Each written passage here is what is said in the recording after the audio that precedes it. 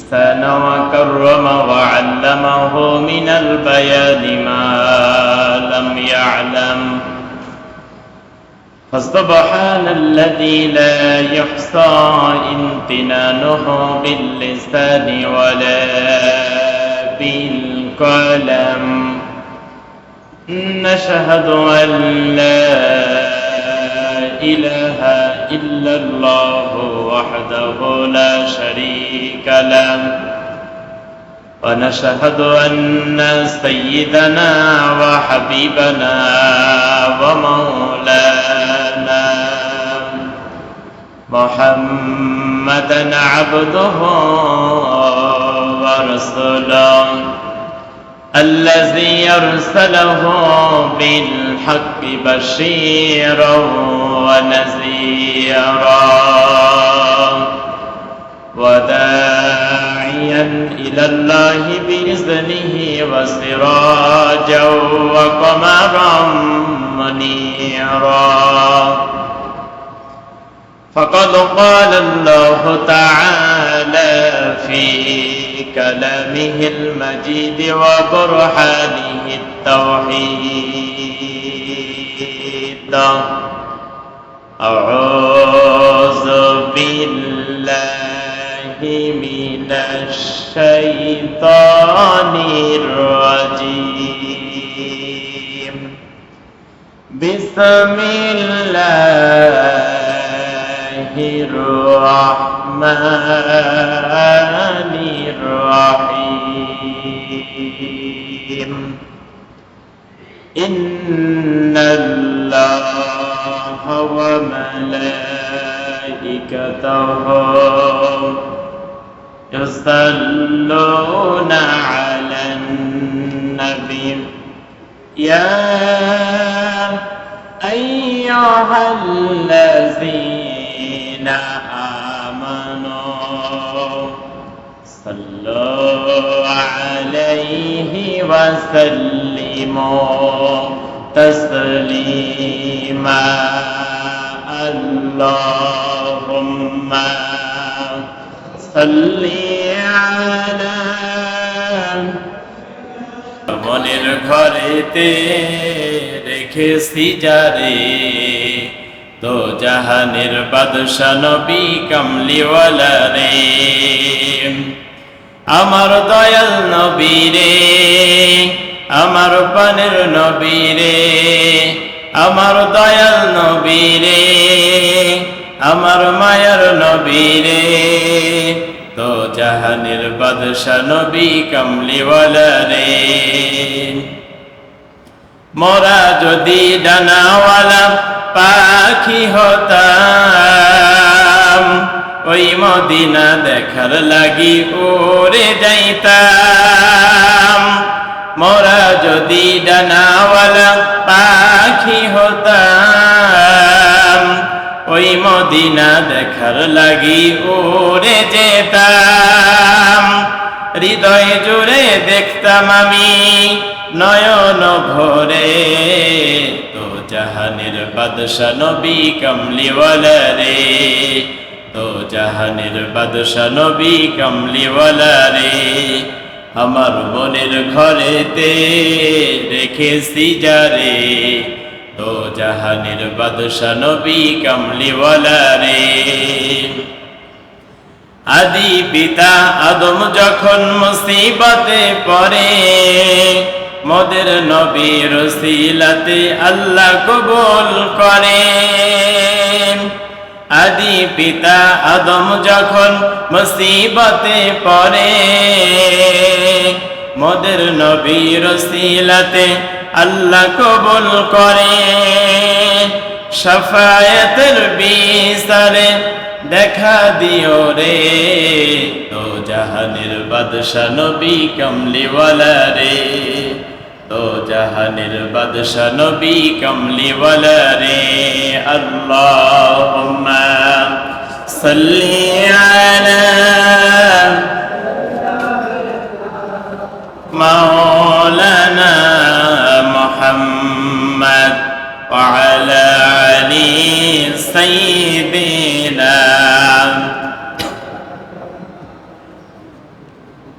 بلغ العلا بكماله كشف الدجى بجماله حسنت جميع خصاله صلوا عليه وآله سورة يوسف بداري حکمت لقمان امام قاری قرآن باری ای دیل سادے مان ما بلغ العلا بکمالہ کشف الدجى بجمالہ حسنت جميع خصاله صلوا عليه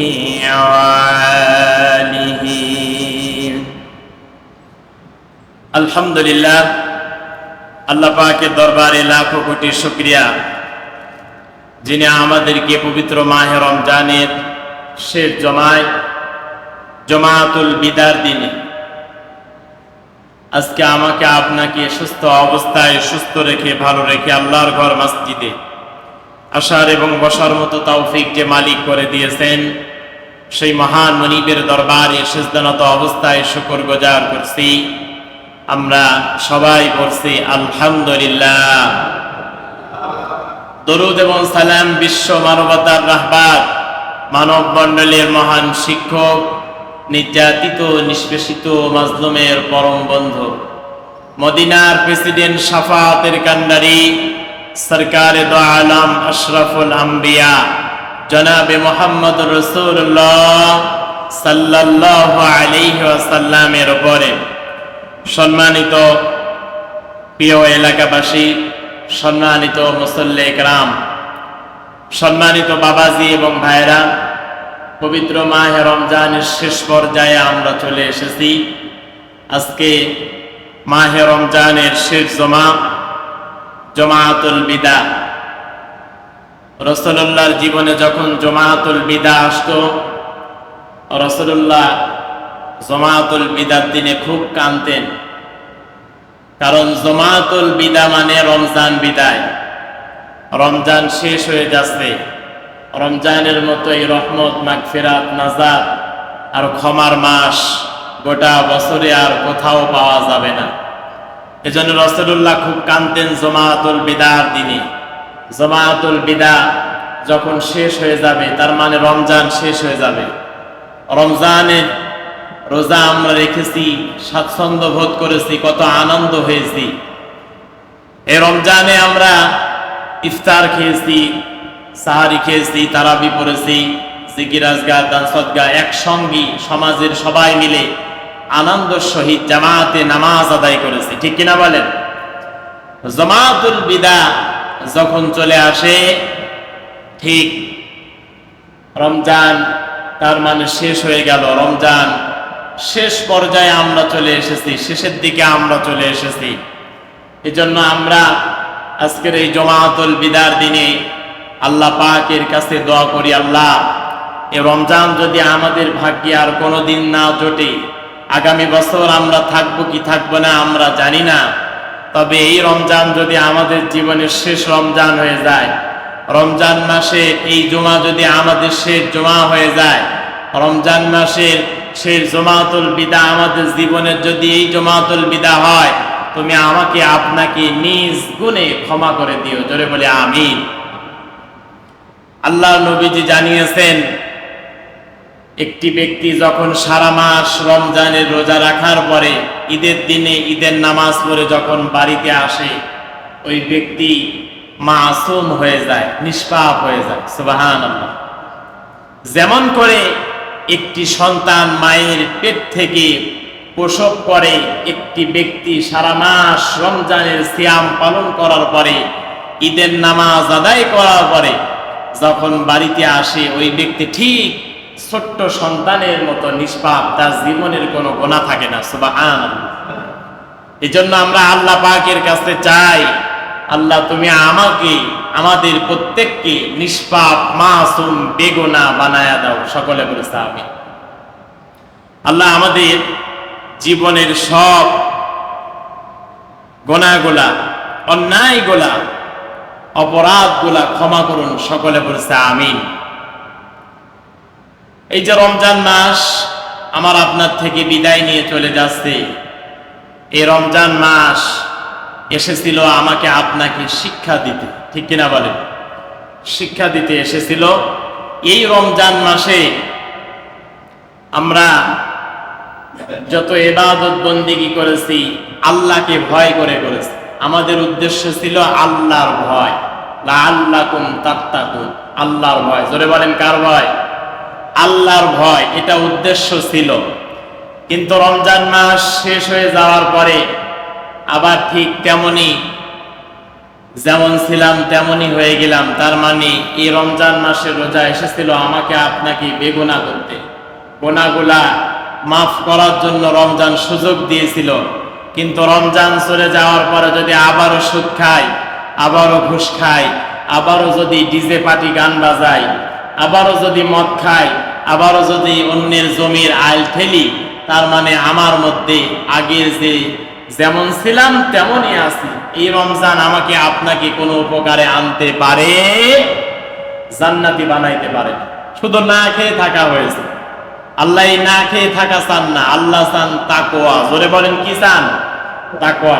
সুতরাং এই রমজান থেকে আমরা শিক্ষা নিয়েছি তাকওয়ার।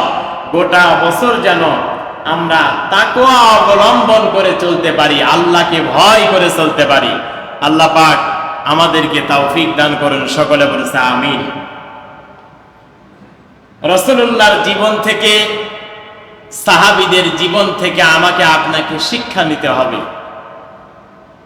তারা যেইভাবে গোটা বছর আল্লাহকে ভয় করে চলেছে, সেইভাবে আমাকে আপনাকে ভয় করতে হবে। বিশ্ব নবীজির সাহাবীদের মধ্যে সব থেকে সেরা সাহাবী, তার নাম হচ্ছে আবু বকর সিদ্দিক। জোরে বলেন নাম কি?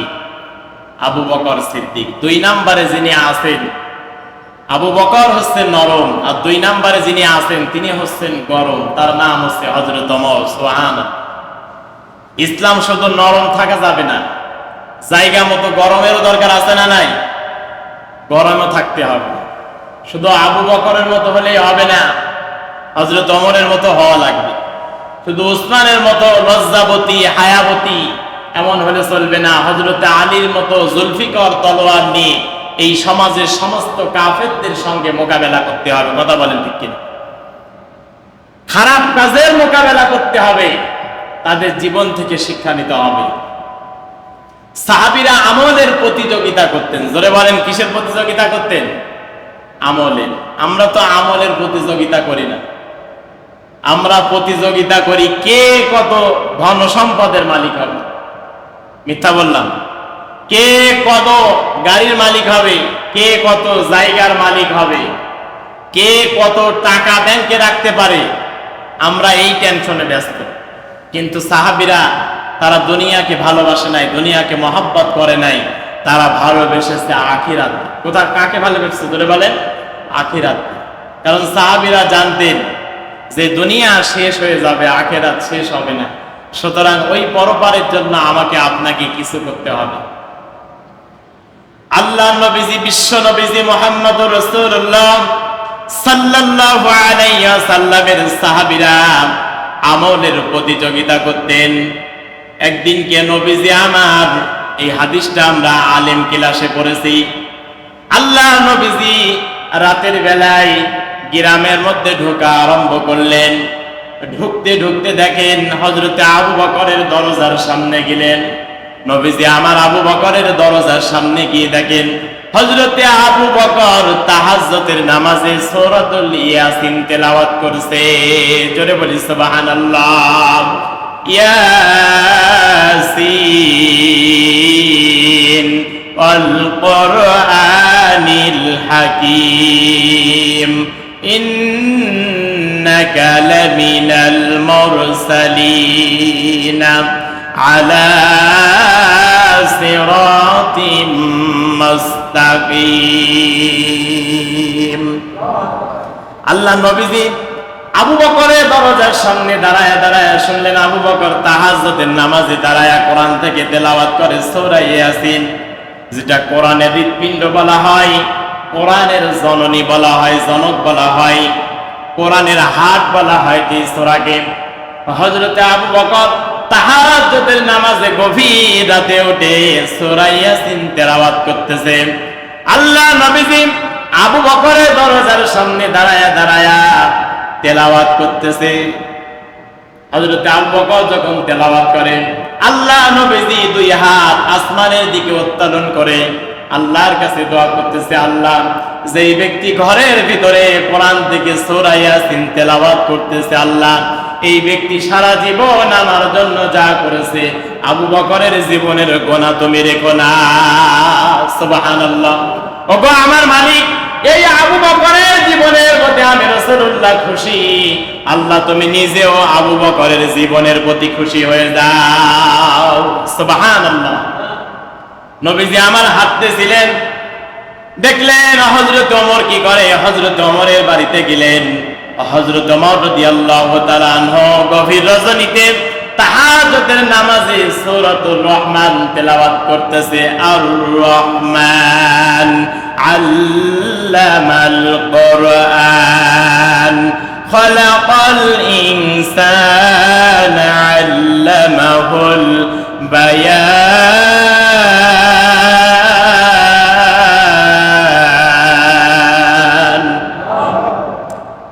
হযরত ওমর কোরআনুল কারীম থেকে সূরা রহমান তাহাজ্জুদের নামাজে তেলাওয়াত করতেছে। নবীজি আমার চোখের পানি ছেড়ে দিলেন, বললেন আল্লাহ যেই ব্যক্তি তাহাজ্জুদের নামাজে সূরা রহমান তেলাওয়াত করে এই ব্যক্তি মক্কা নগরের সবথেকে টপটর মস্তান ছিল, সবথেকে টপটের মস্তান ছিল। কাফের যখন ছিল এই ওমর সবথেকে মক্কা নগরীতে শক্তিশালী ছিল, ওমরের সামনে কেউ আসতো না। আল্লাহ এই ওমরের জীবনের প্রতি আমি খুশি, আল্লাহ তুমি ওমরের জীবনের আগে পিছের সব গুনাহগুলো ক্ষমা করে দাও। সুবহানাল্লাহ। নবীজি আমার ওমরের জন্য দোয়া করলেন। আল্লাহ নবীজি হাত তুলে বলেন, আল্লাহ ওমরের জীবনের প্রতি আমি নবীজি খুশি, আল্লাহ তুমি নিজেও ওমরের জীবনের প্রতি খুশি হয়ে যাও। জোরে বলি সুবহানাল্লাহ। সাহাবীরা এই পৃথিবীতে আমলের প্রতিযোগিতা করেছে, এমন ভাবে ইবাদত করেছে, আল্লাহর নবীজি নিজে সাহাবীদের জীবনের প্রতি খুশি হয়েছে। আর আমার আল্লাহ নবীজি যা ইচ্ছা করেন সঙ্গে সঙ্গে আমার আল্লাহ সেটা পছন্দ করে নেয়। জোরে বলি সুবহানাল্লাহ। আল্লাহ নবীজি হযরতে আবু বকর আর হযরত ওমরের তেলাওয়াত শুনে মসজিদে নববীতে চলে গেলেন। ফজরে আযান যখন হয়ে গেল সবাই মসজিদে নামাজ পড়তে আসলো। নামাজ যখন শেষ হয়ে গেল নবীজি আমার বললেন, সমস্ত সাহাবীরা বাড়িতে চলে যাও, আবু বকর আর ওমর আমি নবীজির সামনে আসো। হযরতে আবু বকর আর ওমর বিশ্ব নবীজির সামনে আসলেন। নবীজি আমার বললেন, আবু বকর রে, রাতের বেলায় আমি তোমার বাড়িতে গিয়েছিলাম মেহমান হিসাবে। হযরতে আবু বকর বলে, ইয়া রাসূলুল্লাহ, ইয়া হাবিবাল্লাহ, কখন গিয়েছিলেন আপনি আমার বাড়িতে? আপনি আল্লাহ নবী আমার বাড়িতে মেহমান হয়েছিলেন, আমি তো টের পাই নাই। আল্লাহ নবীজি বললেন, আবু বকর রে, টেনশন করো না, চিন্তা করো না, আমি যখন রাতের বেলায় তোমার বাড়িতে গিয়েছিলাম, ওরে আবু বকর রে, আমি দেখলাম তুমি কোরআন থেকে সূরাতুল ইয়াসিন তেলাওয়াত করছো তাহাজ্জুদের নামাজে। জোরে বলি সুবহানাল্লাহ। তবে আমার প্রশ্ন, আবু বকর রে, আমি যখন তোমার তেলাওয়াত শুনতেছিলাম তখন দেখলাম তুমি তেলাওয়াতটা আস্তে আস্তে করতেছিলে, এর মানেটা কি, এর অর্থটা কি? তুমি তো জোরে জোরে তেলাওয়াত করতে পারতে। হযরতে আবু বকর এই মুহূর্তে বলেছিল, ইয়া রাসূলুল্লাহ, ইয়া হাবিবাল্লাহ, ইয়ালামুস সিররা ওয়া আখফা, আমি যদি আস্তে বলি তাও আমার মালিক শুনবে, আর আমি যদি জোরে বলি তাও আমার মালিক শুনবে। তাহাজ্জুদের নামাজে দাঁড়িয়েছি দুনিয়াতে কোনো মানুষকে জানানোর জন্য নয়, তাহাজ্জুদের নামাজে দাঁড়িয়েছি আমার আল্লাহকে খুশি করার জন্য। সুবহানাল্লাহ। নবীজি এবার ওমরকে ডাক দিলেন আর বলেন, ওমর রে, আমি তোমার বাড়িতে গিয়েছিলাম, আমি দেখলাম তাহাজ্জুদের নামাজে দাঁড়ায় দাঁড়ায় কোরআন থেকে সূরা ইয়াসিন তেলাওয়াত করতেছো, কিন্তু আমি দেখলাম ওমর তাহাজ্জুদের নামাজে তুমি জোরে জোরে তেলাওয়াত করতেছিলে, এর কারণটা কি? হযরত ওমর বলে, এই তো সুযোগ, কোনদিন আবু বকরের সঙ্গে টক্কর দিয়ে জিততে পারি না, প্রতিযোগিতায় জিততে পারি না, আজকে আমি আবু বকরকে হারায়া দিয়ে আমি ওমর জিতে যাব। জোরে বলি সুবহানাল্লাহ। হযরত ওমর ফারুকে আযম ওই মুহূর্তে বলল, ইয়া রাসূলুল্লাহ, ইয়া হাবিবাল্লাহ, তাহাজ্জুদের নামাজে সূরা রহমান আমি খুব জোরে জোরে তেলাওয়াত করতেছিলাম, এই কারণে, কারণ আমি যখন তাহাজ্জুদের নামাজে যাই নামাজ নিয়ে ঘরের ভিতরে দাঁড়ায় আছি, আমার পাশের ঘরে আমার ছেলে ঘুমিয়ে আছে, আমার পাশের ঘরে আমার মেয়ে ঘুমিয়ে আছে, আমার পাশের ঘরে আমার স্ত্রী ঘুমিয়ে আছে। আমি যখন জোরে জোরে তেলাওয়াত করব, এই তেলাওয়াতের আওয়াজ যখন আমার স্ত্রীর কানে যাবে, আমার সন্তানের কানে যাবে, আমার মেয়ের কানে যাবে, তারা আর তখন ঘুমে থাকবে না, উঠে প্রত্যেকেই ওযু করে আমার সঙ্গে তাহাজ্জুদের নামাজে দাঁড়াবে। জোরে বলি সুবহানাল্লাহ। হযরত ওমর যখন এই কথা বলেছেন, আল্লাহ নবীজি বলেন, ওমর, আবু বকর, তোমাদের জীবনের প্রতি আমি রাসূল খুশি হয়েছি, আল্লাহর কাছে দোয়া করেছি, জিবরাইল এই মুহূর্তে আমার কাছে ওহী নিয়ে এসেছে, ওরে আবু বকর, ওমর, তোমাদের জীবনের প্রতি আমার আল্লাহ খুশি হয়ে গিয়েছে। জোরে বলি সুবহানাল্লাহ। কারণ আল্লাহ কোরআনে বলেছেন প্রতিযোগিতা করার জন্য, অফি যালিকা ফালিয়াতানাফাসিল মুতানাফিসুন ওয়া মিজাজুহু মিন তাসনিম আইনান ইয়াশরাবু বিহাল মুকাররাবুন।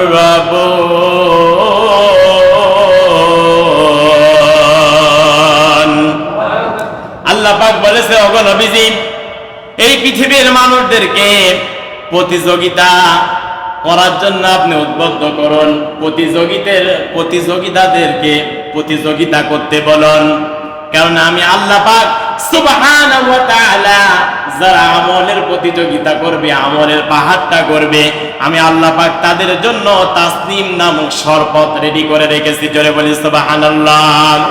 আইনা ইয়াশরাবু বিহাল মুকাররাবুন, এই তাসনিম শরবত আমি ওই সমস্ত ব্যক্তিদেরকে দিয়ে দেব এই পৃথিবীতে যারা আল্লাহর নৈকট্য অর্জন করেছে। জোরে বলি সুবহানাল্লাহ। সুতরাং প্রতিযোগিতা করতে হবে আমলের। জোরে বলেন কিসের? আমলের, নাকি টাকার? যে কত টাকা বানাইছে আমিও অত টাকার মালিক হব। কয়টা বাড়ি বানালো পাবনা শহরে, আমি তার থেকে বেশি বাড়ি বানাবো ঢাকা শহরে, এই প্রতিযোগিতা নয়। প্রতিযোগিতা করতে হবে সাহাবীদের জীবনে। সাহাবীরা যেইভাবে প্রতিযোগিতা করেছে, কারণ তারা সারাটা জীবন আখিরাতের জন্য কাজ করেছেন। কথা বলেন ঠিক কিনা? হযরত ওমর ফারুক রাদিয়াল্লাহু তাআলা আনহু, আল্লাহ পাক সুবহানাহু ওয়া তাআলা হযরত ওমরকে যখন খেলাফত দিলেন, হযরত ওমর রাদিয়াল্লাহু তাআলা আনহু যখন খলিফা, তিনি তখন তার রাষ্ট্রের মধ্যে একজন সাহাবীকে অর্থমন্ত্রীর দায়িত্ব দিয়েছিলেন। তার নাম হচ্ছে আবু উবাইদা ইবনুল জাররাহ রাদিয়াল্লাহু তাআলা আনহু। জোরে বলি সুবহানাল্লাহ। আবু উবাইদা জাররাহ রাদিয়াল্লাহু তাআলা আনহু জান্নাতি 10 জন সাহাবীদের মধ্যে 10 নম্বরে যিনি আছেন তার নাম হচ্ছে আবু উবাইদা ইবনুল জাররাহ। হযরত ওমর ফারুক রাদিয়াল্লাহু তাআলা আনহু সারাটা মাস রমজানের রোজা পালন করেছে। হঠাৎ করে যখন রমজান যখন শেষ হয়ে যায়, পরের দিন ঈদ হয়, ঠিক কিনা বলেন? হযরত ওমরের স্ত্রী ডাক দিয়ে বলতেছে, স্বামী আমার না হোক, তোমার না হোক, আমার ছোট্ট 2টা বাচ্চা কাঁদতেছে নতুন কাপড়ের জন্য, নতুন জামার জন্য। আমার সন্তানদেরকে ঈদের জন্য, আগামীকাল ঈদ, ঈদের জন্য নতুন জামা, নতুন কাপড় কিনে দাও। হযরত ওমর বলতেছে, স্ত্রী রে, আমার তো আমার সন্তানকে কাপড় কিনে দেওয়ার মতো সামর্থ্য নাই। একবার চিন্তা করেন তো, অদ্দ জাহানের খলিফা, অদ্দ জাহানের প্রেসিডেন্ট ঈদের আগের দিন কাপড় কেনার মতো সামর্থ্য নাই, সন্তানকে একটা জামা কিনে দিবে এই টাকা পর্যন্ত হযরত ওমরের কাছে নাই। হযরত ওমর ফারুক রাদিয়াল্লাহু তাআলা আনহু বললেন, স্ত্রী রে, আমার কাছে তো টাকা পয়সা নাই, সম্পদ আদি নাই, আমার সন্তানকে আমি কিভাবে জামা কিনে দেব? তবে স্ত্রী রে, আমার মাথায় একটা বুদ্ধি এসেছে, আমার অর্থমন্ত্রী আবু উবাইদা ইবনুল জাররাহকে একটা চিঠি এই মুহূর্তে আমি লিখতে পারি। আবু উবাইদা ইবনুল জাররাহর কাছে যদি চিঠি লিখে দেই, আবু উবাইদা ইবনুল জাররাহ রাদিয়াল্লাহু তাআলা আনহু আমার কাছে অগ্রিম মাসের টাকা আমার কাছে পাঠায়া দিবে, এই টাকা দিয়ে আমার সন্তানকে নতুন জামা কিনে দেব। আল্লাহু আকবার। কারণ ঈদের দিনে সন্তানদেরকে নতুন জামা উপহার দেওয়া সুন্নাত। জোরে বলেন কি? রাসূলুল্লাহর সুন্নত। মিষ্টি খাওয়ানো রাসূলুল্লাহর সুন্নত। নতুন পোশাক পরিধান করা, মানুষের সঙ্গে আনন্দ উপভোগ করা রাসূলুল্লাহর সুন্নত। কথা বলেন ঠিক কিনা? কিন্তু আজকে আমার আপনার আমলের প্রতিযোগিতা নাই। প্রতিযোগিতা আছে কিসের জানেন? এখন মার্কেটে যান, দেখেন মার্কেটের একটা দোকানও ফাঁকা পাবেন না, ঠিক কিনা বলেন? আজকে তো জুমার দিন, তাও মার্কেট বন্ধ নাই, নামাজের খবর নাই, রোজার খবর নাই। মার্কেটে গিয়ে জামা কেনার জন্য ভিড় লেগেছে, আছে না নাই? সেদিনকে দাসুরিয়াতে গিয়েছি, দাসুরিয়া গাফফার প্লাজায় অ্যানি ফ্যাশন বলতেছে, হুজুর আমার জীবনে আমার এই দোকানে এমন রেকর্ড আছে, একজন মেয়ে জামার জন্য আমার দোকানে এসে কান্না পর্যন্ত করেছে। আর এখন যে জামার নাম বের হয়েছে, সারারা, গারারা, আলিয়া কাট, কি যে নাম জামার, এই নাম ধরে ধরে মেয়েরা বাবার কাছে আবদার করে, আছে না নাই? আছে না নাই? ধরে বলতেছে আমার জীবনের সর্বোচ্চ রহস্য, ওকে সারারা জামা কিনে দেয় নাই, ওই মেয়েটা কাঁদতেছিল, এই মেয়েটা এখান থেকে বেরই হবে না, আব্বাকে মারধর পর্যন্ত করা শুরু করে দিয়েছে। নাউযুবিল্লাহ। আপনাকে বুঝতে হবে আপনার পিতা, আপনার মায়ের সামর্থ্য আছে কিনা, আপনাকে কিনে দিতে পারবে কিনা। আপনি সন্তান হিসেবে, আপনি ছেলে হিসেবে, মেয়ে হিসেবে আবদার করতে পারেন, কিন্তু আপনার বাবার দিকে আপনাকে তাকানোর দরকার আছে না নাই? তাকাতে হবে। হযরত ওমর ফারুক বলতেছে, স্ত্রী রে, আমার ছেলেকে আমার মেয়েকে ঈদের দিনে পোশাক কিনে দেব, টাকা তো নাই, তবে আমার অর্থমন্ত্রী আবু উবাইদা ইবনুল জাররাহর কাছে আমি একটা চিঠি লিখতে পারি, চিঠির মাধ্যমে আমি তার কাছে অগ্রিম মাসের টাকা চাইব। যদি তিনি আমাকে অগ্রিম মাসের বেতন দেন, যদি অগ্রিম মাসের ভাতা যদি তিনি আমাকে দেন, তাহলে আমি আমার সন্তানকে আমি জামা কিনে দিতে পারবো। হযরত ওমর এইবার একটা চিঠি লিখলেন আবু উবাইদা ইবনুল জাররাহর কাছে। আবু উবাইদা ইবনুল জাররাহ চিঠি লিখতেছেন, আবু উবাইদা ইবনুল জাররাহ, তোমাকে আমি আমিরুল মুমিনিন, এই জামানার খলিফা হযরত ওমর বলতেছি, এই চিঠিটা তোমার কাছে পৌঁছিয়ে যাবে আগামীকালকে ঈদ, কিন্তু আমার সন্তানকে জামা কিনে দেওয়ার মতো কোনো সামর্থ্য নাই, কোনো টাকা এই মুহূর্তে আমার কাছে নাই। ওরে আবু উবাইদা ইবনুল জাররাহ, অগ্রিম মাসের টাকা আমি তোমার কাছে চাই, তুমি যদি আমার বেতনটা, অগ্রিম মাসের বেতনটা যদি দিয়ে দিতে তাহলে ভালো হতো। হযরত ওমর ফারুক চিঠি লিখে একজন পাঠকের কাছে পাঠায় দিলেন।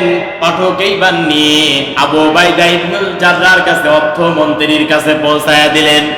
অর্থমন্ত্রী আবু উবাইদা ইবনুল জাররাহ এবার চিঠি দেখে বুঝলেন এই চিঠিটা পৃথিবীর কোনো মানুষ পাঠায় নাই, এই চিঠিটা পাঠিয়েছেন আমার দেশের যিনি খলিফা, আমার দেশের যিনি প্রেসিডেন্ট, তার নাম হচ্ছে হযরত ওমর। জোরে বলি সুবহানাল্লাহ। আবু উবাইদা ইবনুল জাররাহ চিঠির একবার এই পাশে জমা খায়, আর একবার ওই পাশে জমা খায়। আবু উবাইদা ইবনুল জাররাহ বারবার চিঠিটাকে জমা খাচ্ছেন। আবু উবাইদা ইবনুল জাররাহ চিঠিটাকে এবার খুললেন, খোলার সঙ্গে সঙ্গে তিনি পড়া শুরু করলেন। হযরত ওমর অগ্রিম মাসের বেতন চেয়েছেন। আবু উবাইদা ইবনুল জাররাহ চোখ থেকে পানি ছেড়ে দিলেন। আবু উবাইদা ইবনুল জাররাহ চোখ থেকে পানি দরদর করে পড়ে গিয়ে দাড়িগুলা ভিজে যায়। অর্থমন্ত্রীর সঙ্গে অন্য যে মন্ত্রীগুলা আছে, লোকজন আছে, জনসাধারণ আছে, তারা বলতেছে, ওগো অর্থমন্ত্রী, আবু উবাইদা তুমি কেন কান্না করতেছ? আবু উবাইদা বলে, আমাদের দেশের প্রেসিডেন্ট খলিফা হযরত ওমর অগ্রিম মাসের বেতন চাই, কিন্তু আমি তো তাকে বেতন দিতে পারবো না। আবু উবাইদা পাঠকের কাছে কোনো টাকা পয়সা দিলেন না। আবু উবাইদা ইবনুল জাররাহ এবার চিঠির মধ্যে তিনি লেখা শুরু করলেন, ওগো আমার দেশের প্রেসিডেন্ট খলিফা আমিরুল মুমিনিন হযরত ওমর ফারুক রাদিয়াল্লাহু তাআলা আনহু, আমি আপনাকে অগ্রিম টাকা দিতে পারবো না, তবে আমি আপনাকে অগ্রিম টাকা দিতে পারি। আমি চিঠির মধ্যে আপনাকে 2টা প্রশ্ন করব, এই 2টা প্রশ্নের যদি জবাব দিতে পারেন তাহলে আমি আপনাকে অগ্রিম মাসের বেতনটা দিয়ে দেব। জোরে বলি আল্লাহু আকবার। আবু উবাইদা এই কথা লিখলেন। পাঠক এবার চিঠিটা নিয়ে হযরত ওমরের কাছে, প্রেসিডেন্টের কাছে পৌঁছায় দিলেন। হযরত ওমর এবার যখন তিনি চিঠি খুললেন, চিঠি খোলার সঙ্গে সঙ্গে হযরত আবু উবাইদা ইবনুল জাররাহ হযরত ওমরকে সালাম দিয়েছেন। হযরত ওমর সালামের জবাব দিলেন। চিঠির মধ্যে তিনি দেখলেন লেখা রয়েছে, আবু উবাইদা ইবনুল জাররাহ রাদিয়াল্লাহু তাআলা আনহু 1 নম্বরে প্রশ্ন করেছেন, ওগো আমার দেশের প্রেসিডেন্ট আমিরুল মুমিনিন খলিফাতুল মুসলিমিন হযরত ওমর, আপনি যদি আগামী মাস পর্যন্ত মদিনার প্রেসিডেন্ট হিসাবে দায়িত্ব থাকতে পারেন, যদি আপনি বেঁচে থাকতে পারেন, এই গ্যারান্টি যদি দিতে পারেন, তাহলে আমি আপনাকে অগ্রিম মাসের বেতন দিতে পারি। জোরে বলি আল্লাহু আকবার। আবু উবাইদা ইবনুল জাররাহ হযরত ওমরকে 2 নম্বরে প্রশ্ন করল, ওগো খলিফাতুল মুসলিমিন আমিরুল মুমিনিন হযরত ওমর, আপনাকে আমি অগ্রিম 1 মাসের বেতন দিতে পারি। আপনার কাছে 2 নম্বরে আমার প্রশ্ন, আপনি যদি আমাকে এই গ্যারান্টি দেন, এই জনগণেরা মদিনার মানুষেরা আপনার খেলাফতের মেয়াদটা যদি ঠিক মতো থাকবে, ঠিক পর্যন্ত আপনার খেলাফতের মেয়াদটা থাকবে, ঠিক পর্যন্ত সময় পর্যন্ত মেয়াদ পর্যন্ত যে আপনি প্রেসিডেন্ট থাকবেন, এই গ্যারান্টি যদি আপনি দিতে পারেন, তাহলে আমি আপনাকে অগ্রিম মাসের বেতন দিতে পারি। জোরে বলি আল্লাহু আকবার।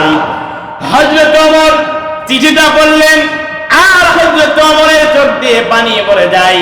স্ত্রী বলে, সন্তান বলে, আব্বা গো, স্বামী গো, আপনি কেন কাঁদেন? এখন আপনার কান্নার কারণটা কি? হযরত ওমর ওই মুহূর্তে বলেন, ওগো আমার স্ত্রী, ওগো আমার সন্তান, আমার মদিনার প্রেসিডেন্ট আমি, আর এই রাজ্যের অর্থমন্ত্রীর দায়িত্ব যাকে দিয়েছি, অর্থমন্ত্রীর দায়িত্বে যিনি নিয়োজিত, তার নাম হচ্ছে আবু উবাইদা ইবনুল জাররাহ রাদিয়াল্লাহু তাআলা আনহু। এমন একটা প্রশ্ন করেছে, এই প্রশ্নের জবাব আমি ওমর দিতে পারবো না। জোরে বলি সুবহানাল্লাহ। অথচ আমার দেশে কোন মন্ত্রী যদি এমন চিঠি লিখতো, দিতে বাধ্য, ঠিক না বলেন? যে অমুক মন্ত্রী আমার কাছে চিঠি পাঠিয়েছে, দেই কি হবে? কিন্তু সাহাবীদের টেনশন ছিল, চিন্তাই ছিল আখিরাত। সে বাঁচবে তো মেয়াদ পর্যন্ত, সে মদিনা রাষ্ট্রের শাসক থাকবে কিনা, আপনি থাকবেন কিনা, এই জবাব আগে দেন। যদি জবাব দিতে পারেন 30 দিন 31 তারিখ পর্যন্ত, আপনি সময় পর্যন্ত আপনার মেয়াদ শেষ করবেন, প্রেসিডেন্টের মেয়াদ শেষ করবেন, খলিফার মেয়াদ শেষ করবেন, এই গ্যারান্টি যদি দিতে পারেন, তাহলে আমি আপনাকে অগ্রিম মাসের বেতন দিতে পারি। জোরে বলি আল্লাহু আকবার। আল্লাহ নবীজির সাহাবীরা এই পৃথিবীতে যা করেছেন, তাদের জীবনের মধ্যে সব সময় ছিল আখিরাতের কাজ লুকায়া। জোরে বলেন কিসের কাজ? আখিরাতের কাজ লুকায়া ছিল। এই জন্য সাহাবীদের জীবন থেকে, রাসূলের জীবন থেকে, নবীদের জীবন থেকে, রাসূলদের জীবন থেকে, সাহাবীদের জীবন থেকে আমাকে আপনাকে শিক্ষা নিয়ে সেইভাবে আখিরাতকে ভয় করে এই পৃথিবীতে আমাকে আপনাকে কাটাতে হবে। কথা বলেন ঠিক কিনা? এজন্য আসুন বাবাজিরা আমার, ভাইরা আমার, রমজান কিন্তু শেষ হয়ে গেল।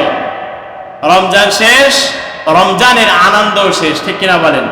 রমজানে যে আনন্দ আমরা পেয়েছি, অন্য কোনো মাসে এই আনন্দ পাবো? জোরে বলেন। এরকম আনন্দ পাবেন না। সারাদিন রোজা থাকার পরে যখন ইফতারি প্লেট সামনে আসে, ইফতারি প্লেট যখন সামনে আসে, রোজাদারও খাচ্ছে আর অরোজাদারও খাচ্ছে। রোজাদারের মনের মধ্যে ইফতারি প্লেট আসার পরে যে রকম তৃপ্তি আর শান্তি, অরোজাদার ব্যক্তির কিন্তু ওই শান্তি আর তৃপ্তি লাগে না। কথা বলেন ঠিক কিনা?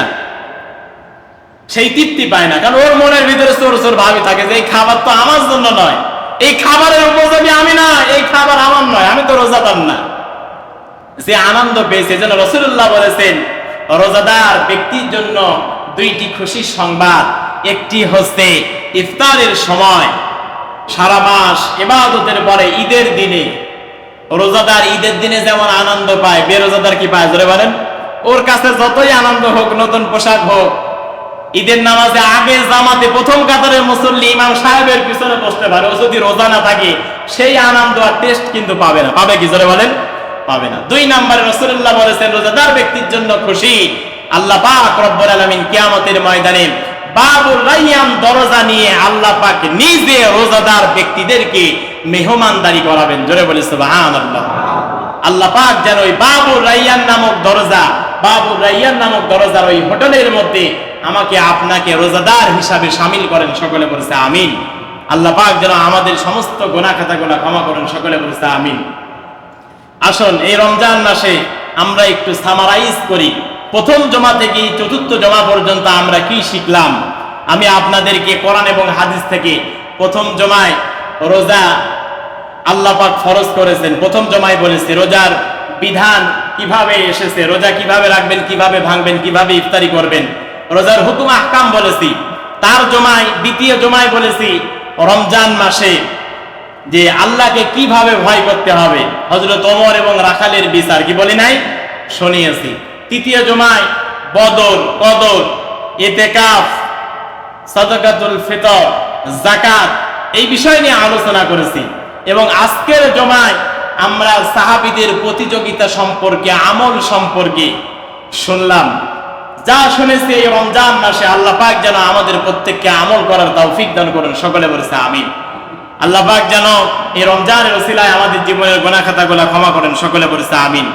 আল্লাহ নবীজি রমজান মাসে কোনো এক জমায় মেহরাবে উঠতেছিলেন বক্তব্য দেওয়ার জন্য, এই মেম্বারে উঠতেছিলেন বক্তব্য দেওয়ার জন্য। হঠাৎ করে জিবরাইল কানে কানে এসে 3টা কথা বলে গেলেন এবং নবীজি জোরে জোরে বললেন আমিন, আমিন, আমিন।